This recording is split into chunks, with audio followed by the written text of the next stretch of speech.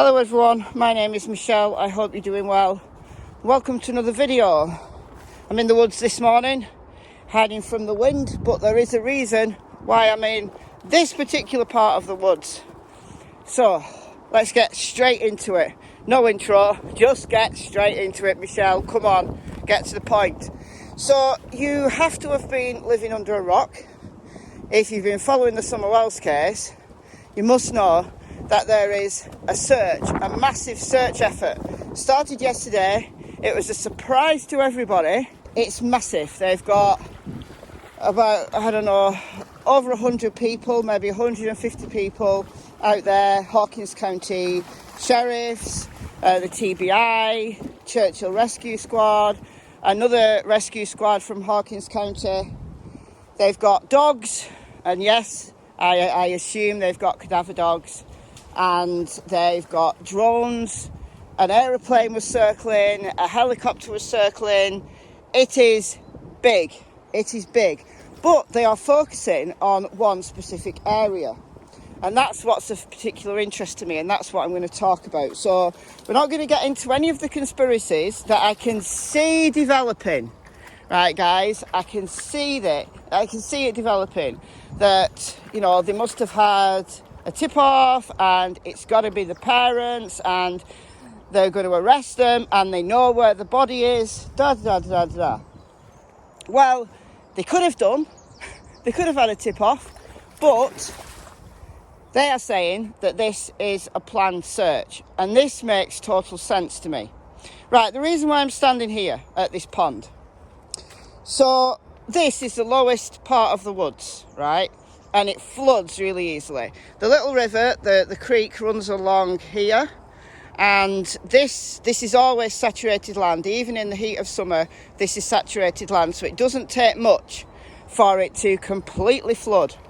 And the other day I was here and I walked through here. You saw me do it. I walked through here and it was dry. Yes, it was muddy, but it was dry.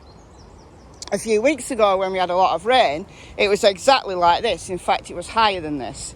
And I've got my tall boots on today, well, they're taller than those yellow ones I've got, to show you just how deep this is. Right, I'm only at the edge, and it's now almost the top of my boots. We've had a couple of days of rain, just a couple of days of rain, and this is what it does. And I used this pond a few weeks ago to demonstrate why they hadn't found Brian Laundrie. Even though they've been searching for over a month in Carlton Reserve, there was large tracts of that reserve that were underwater. And people were saying, well, water can't recede that fast, and it's got to be some kind of setup, and all of this stuff. And I use this as a microcosm example of how quickly land can flood. Right, now imagine thousands of acres like this, right, as what happened in the Carlton Reserve. I mean, with Brian Laundrie it was a little bit different. They were at the opposite end than they should have been. They should have been in the most obvious place, but no, they weren't, because they were following signs that someone was living there, right, because there was this other guy who'd been on the run for 2 years who was camping there. So they just got it wrong. But what does this mean in relation to Summer Wells? Well, in June, when they did that, they did I think 2 weeks of really concentrated searching. By June the 24th, Captain Tim Coop, and you can see the press conference over on Michelle Walks. I've got all the press conferences over there, link in description, and linking cards here. And they covered 4.6 square miles using, drones, helicopters, divers, dogs, grid searches. They'd done a big search effort to try and find Summer. But I'm going to use these woods as another microcosm, right? Because what we're entering here, we go through this non-existent fence, but these posts mark the boundary, right? So this side is local authority land, so it's a nature reserve. This side used to be local authority land, but it was auctioned off for a housing development. Now, It was auctioned off well over a year ago now, and nothing happened. So I don't know whether it didn't sell or I don't know, right? But in summer, this is almost unwalkable. There are some parts of it that you can get in, and this is only a couple of acres, right? Because the parcel of land that they were selling was, I think it was something like 2.2 or 2.4 acres. In summer, this part is okay, but when you move any further in, it becomes impossible to walk through. Impossible to walk through because of the undergrowth. The undergrowth is so dense. And remember, this is just a microcosm. Imagine trying to walk through thousands of acres, because 4.6 square miles is thousands of acres. But yet it only scratches the surface of the vastness of the terrain around there. It's a mountain. They're searching on a mountain, right? And then you've got these really interesting kind of mountainous bits. The Appalachian mountains are, I think they're beautiful. And then you've got these flat areas of farmland, and then you've got another mountain, and then it goes on and on and on and on.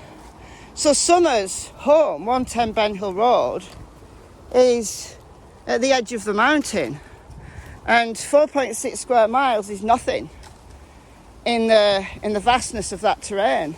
And I can well believe that there was large parts of that terrain that they wanted to search but couldn't, because of the inhospitableness of it, right? Because, heat-seeking technology on the helicopters and the drones and stuff, looking for signs of heat, so looking for signs of people, alive people or recently dead people. Sorry it's dark, guys, it's not even sunrise properly yet, and it is raining. And I've come to the difficult part of the woods to prove my point. Right, so if the ground is thick, really thick, the helicopters could miss things that are hidden, right? A body in a sinkhole or an entrance of an old mine that nobody knows about. And certainly, if it's too inhospitable for humans, then they can't take the search dogs there, right? When I made a video in this area in summer and I got stuck, and I had to beat this down before my dogs would go through it. And I came through here, a couple of weeks ago, and it's a lot less dense now. It's raining really, really bad, guys. It's a lot less dense now, but my dogs still wouldn't go through this part here that I've brought you to until I'd beaten it down, because they were getting scratched to high heaven. Now, you imagine the vastness of the terrain in Tennessee, and this is a microcosm. In June and July, when the foliage is at its highest, then you're not going to be able to penetrate it with anything. So the likelihood is that things were going to be missed.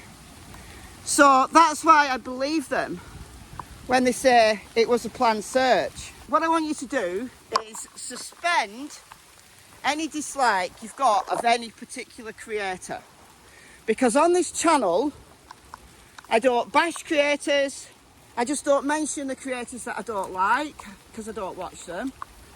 But I don't bash creators, and I take my information from everywhere, right? I'm not on a side.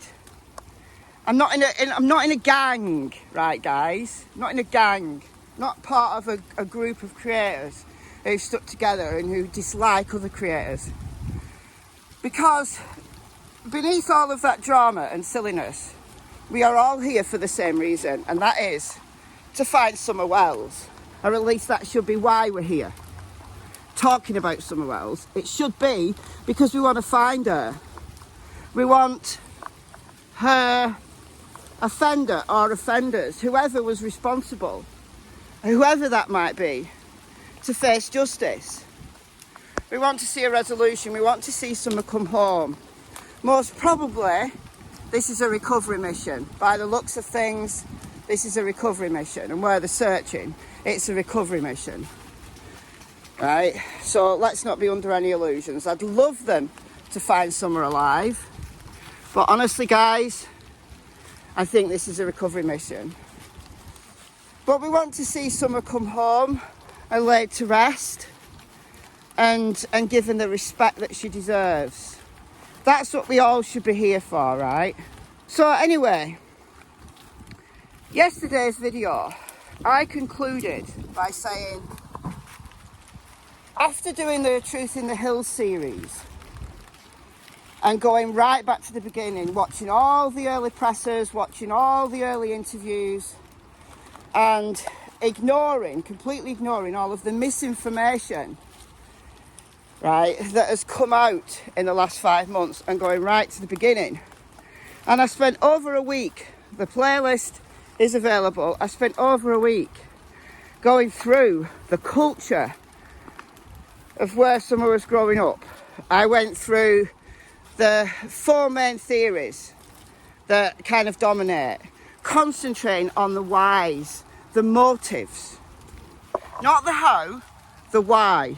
So abduction, wandering off, accident, and that's a cover-up, or being sold or trafficked, right? Either by the parents or by somebody else.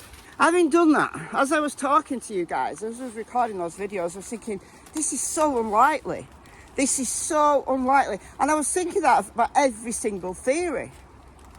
Anyway, yesterday's video, like the second half of yesterday's video, I got into talking about, look guys, the simplest explanation, however unlikely you might think it is, that I think it is that she just wandered off. And that's what I concluded yesterday. And I said, I think she just wandered off because Candice and Grandma were either asleep or whatever, for whatever reason, just not paying attention. You know, maybe Grandma had just gone into a trailer. She doesn't live in the house. Early start in the morning. She had to be at the hospital early. And she fell asleep, and maybe so did Candice. And she wandered off. In my opinion now, and I've changed my views so many times, you know, my original thought was, the parents are innocent. It was just the timeline that troubled me. And then we started with all the different theories and this, that, the other, and it all got really complicated. Actually, stripping it all back and taking it all back to the beginning, I've realised that actually this is potentially very, very simple.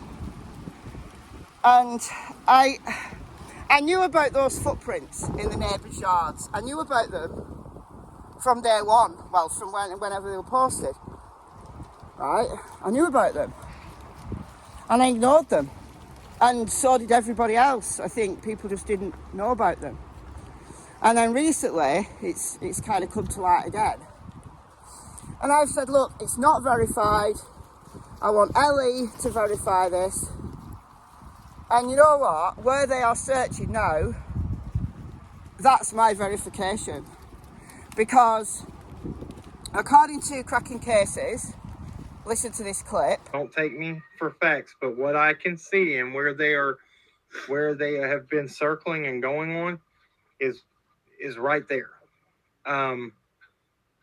The drones are sitting up, you know, where is that? About, it's halfway in between Mount Carmel Church, where they are in the property. Yeah.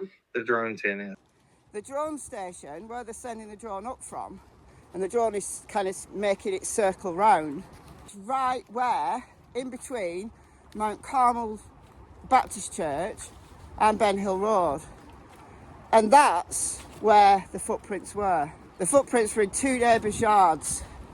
Now I wanted confirmation of the direction because I knew the neighbour, I knew the name of the neighbour before it all got, you know, anonymised.